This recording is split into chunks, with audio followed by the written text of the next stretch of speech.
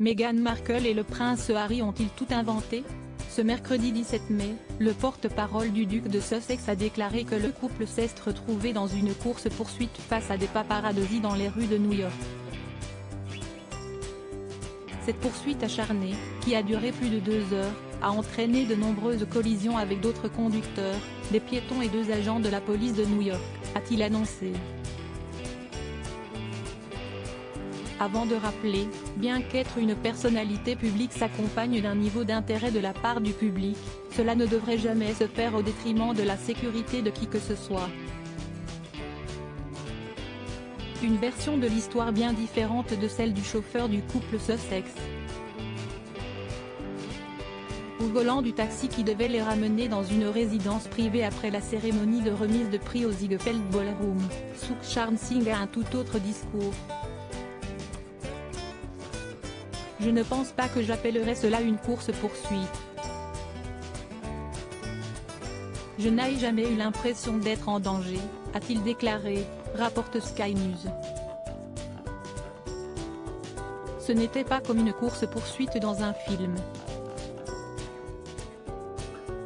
Ils étaient calmes et semblaient effrayés, mais si est New York, on y est en sécurité, a-t-il ajouté.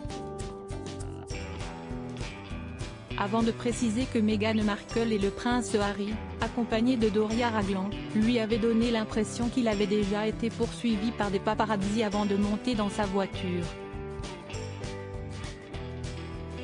La crédibilité du prince Harry et de Meghan est une fois de plus détruite selon les autorités locales. La présence de nombreux photographes a rendu leur transport difficile. Le duc et la duchesse de Sussex sont arrivés à destination et aucune collision, assignation, blessure ou arrestation n'a été signalée, malgré une scène un peu choquante.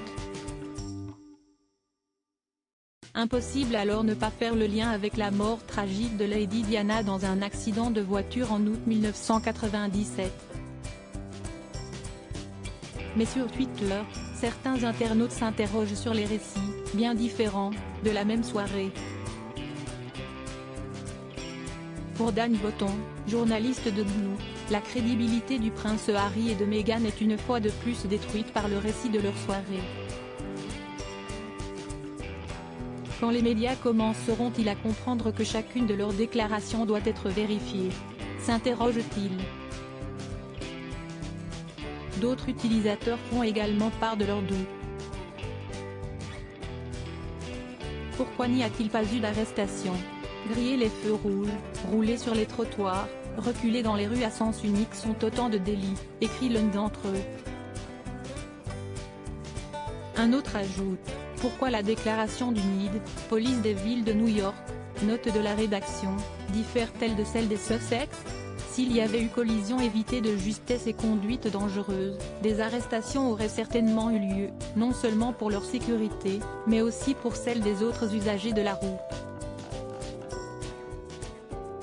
Crédit photo, agence.